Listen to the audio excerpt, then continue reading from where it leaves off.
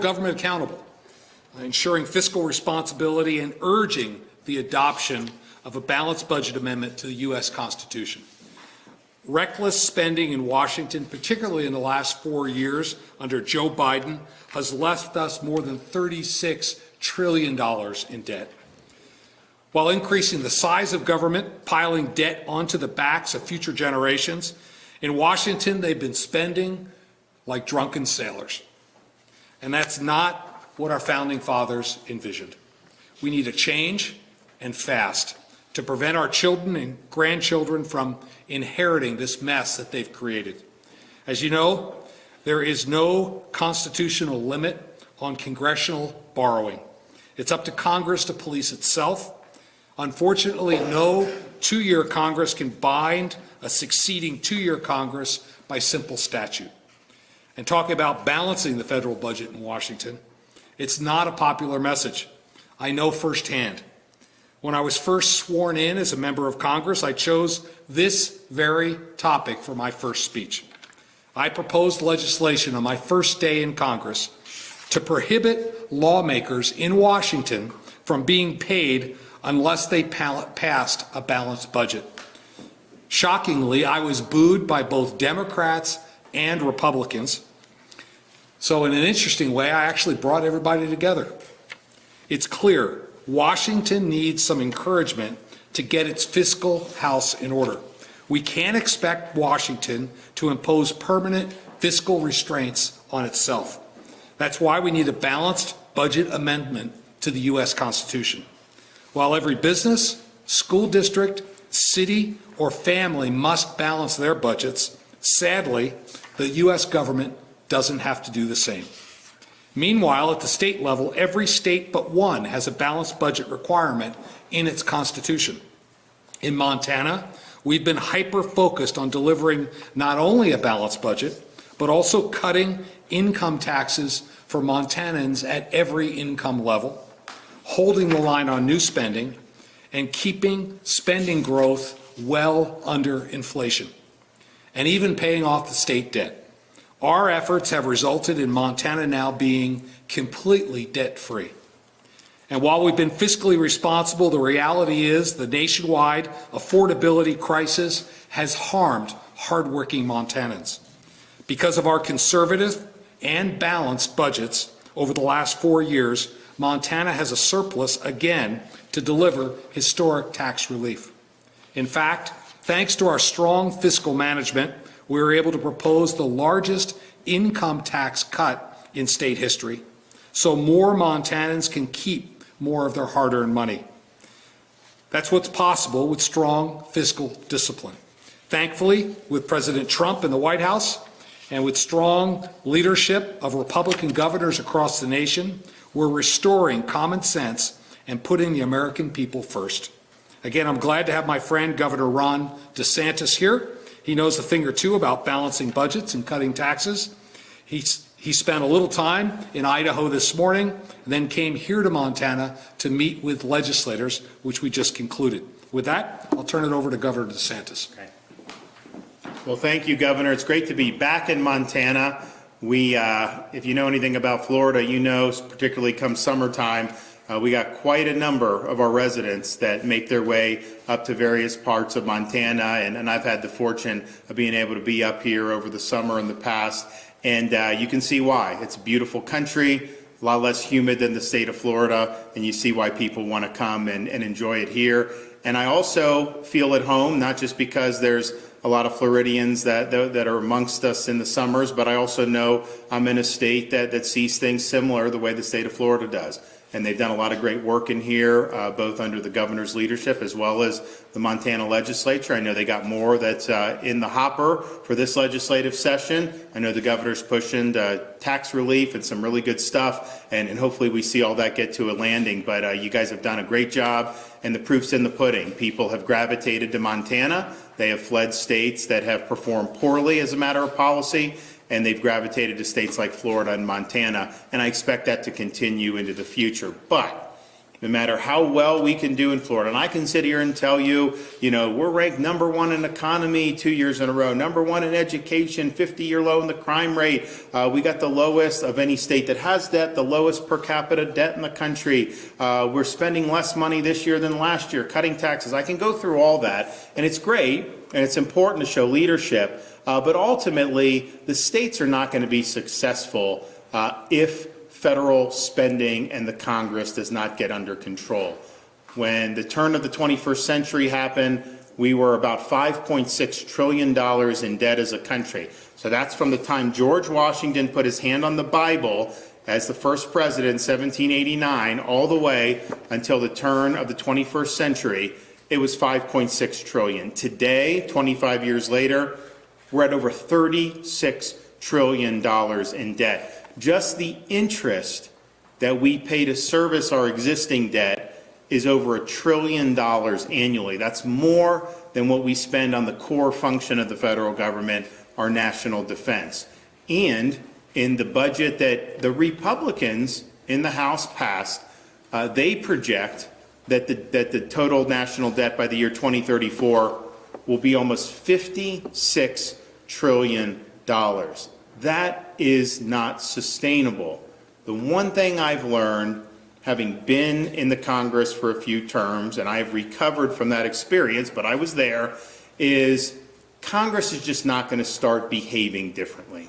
That is not going to happen. And even if somehow they had an epiphany and they governed a little bit differently, the next Congress would come in and undo it, and none of this stuff would ever have staying power. So the Founding Fathers understood this could happen.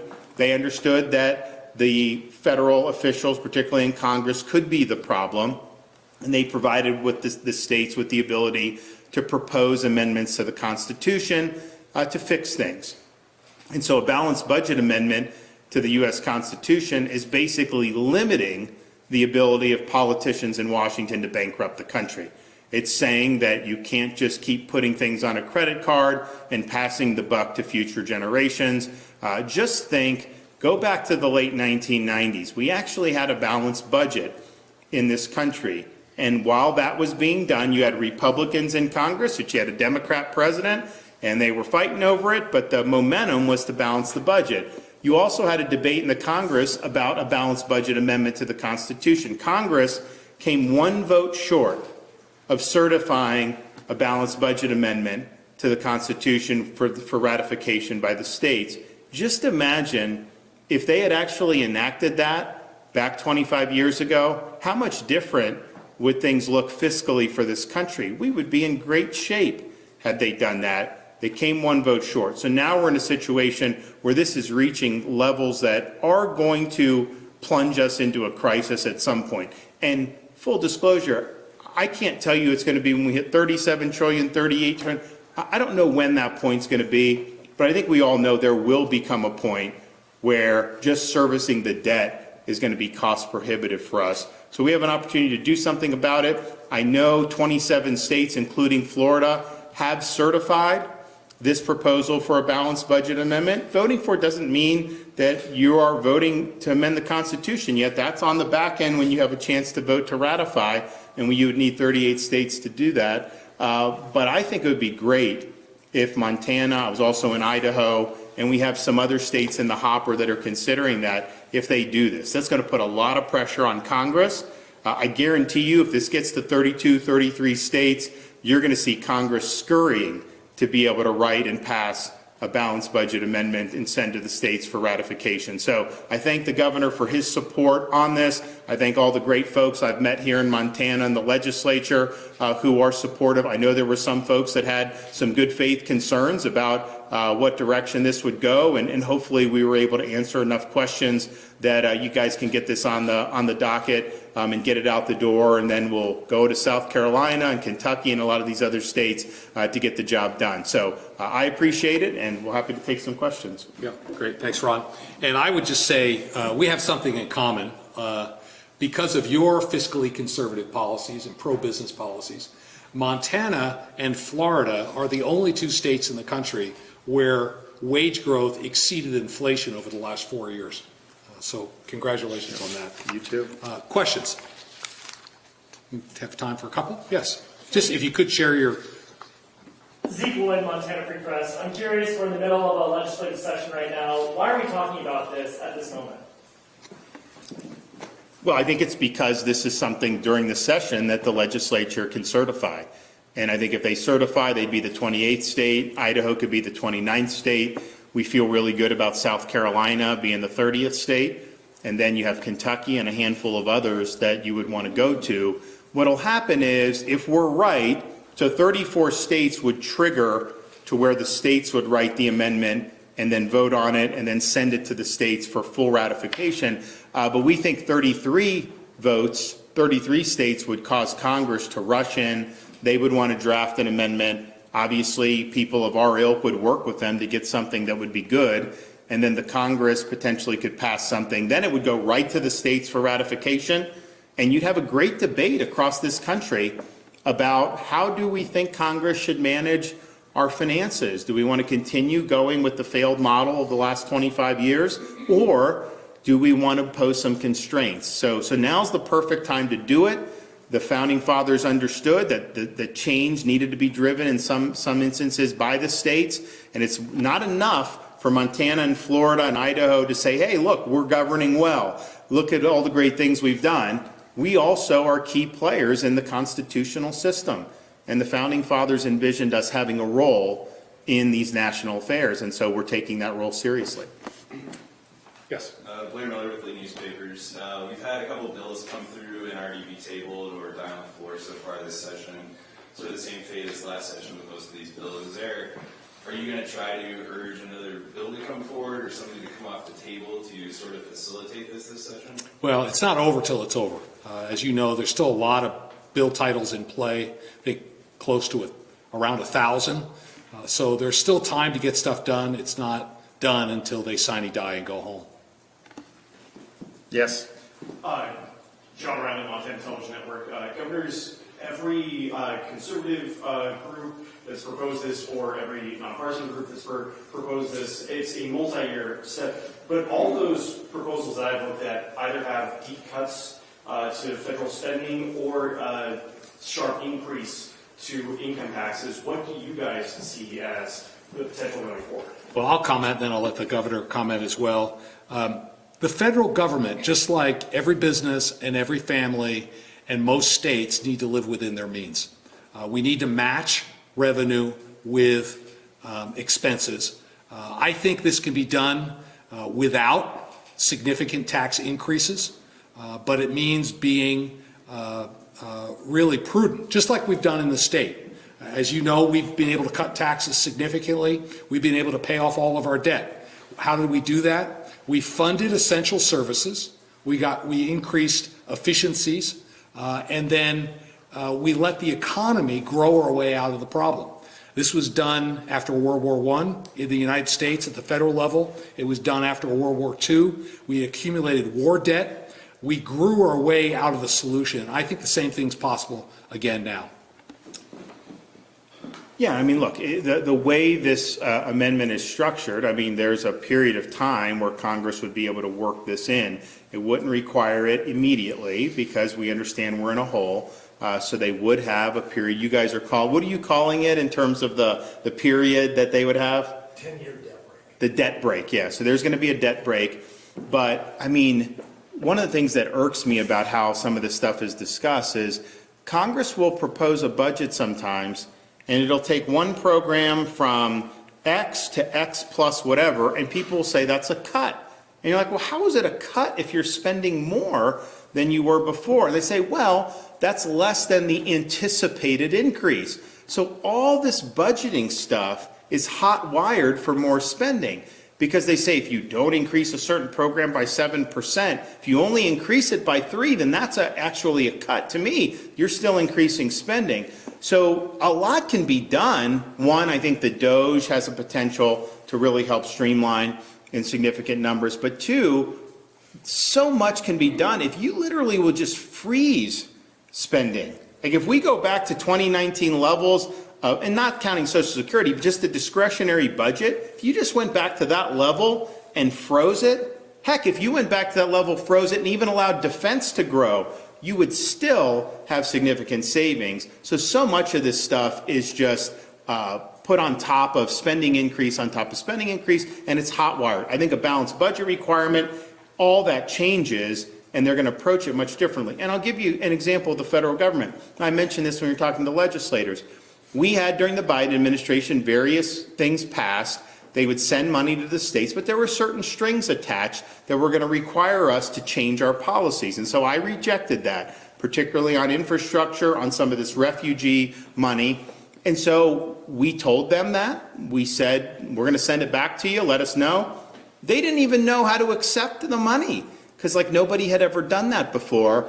And so I met with Elon Musk on Friday and I said, hey, Elon, I've got almost $1 billion here in federal spending we've rejected. We wanted to give it back to the Biden. They didn't, and Elon's like, oh, we'll take care of that. He got a guy, one of his guys, they called Treasury. We had like the routing number and like off to the races. And so it is going to just force them to change behavior and change the way they do things. And so much of the way things are done in Washington is hot wired to produce the results we do. I mentioned it with the legislature. In Florida, no agency is entitled to any money. Every year you got to justify your budget in Florida, and that's what you have to do. And that's how it should be. It should be the same for federal agencies as well. So there's going to be a lot of change in thinking if we have some restraints on the ability of the people in Congress to plunge us deeper into debt. Okay. Is there a last question? Yes. Yeah, so on the floor discussion, you kind of talked about this too, about Congress sort of preempting what the convention would be once we get close here. And I think that was the contribution to why it died on the floor last week. That we get close enough here, and then Congress all of a sudden is like, whoa, let's just do our own thing and get ahead of this. Any thoughts on that? Well, but that would actually be a good thing if they did that, because we are not going to be satisfied if they do anything less than something that will actually work, right? And so you would have all these states would reject Congress doing some type of half measure. So they are going to have to write something that is going to work. And it may not be 100% what Greg and I would write, but my thing is in some of these things, they're pass-fail exercises. It either gets the job done or it doesn't. And if it doesn't get the job done at all, whether that's my way or someone else, it doesn't work. If I'm doing it a way to get the job done, then that gets the job done. If you're doing it a different way to get the job done, that's fine. So there'll be details that'll be worked out, but I think it'll be something that'll be good. So I don't think it will preempt positive constitutional change if Congress is going to try to do a bait and switch. That's not going to work, and we would continue to then seek the 34th state. The reason why you want Congress to do it after 33 is it just saves a lot of time, because then you have the final product, it goes back to Montana, back to Florida, and then we have the great ratification debates across the country.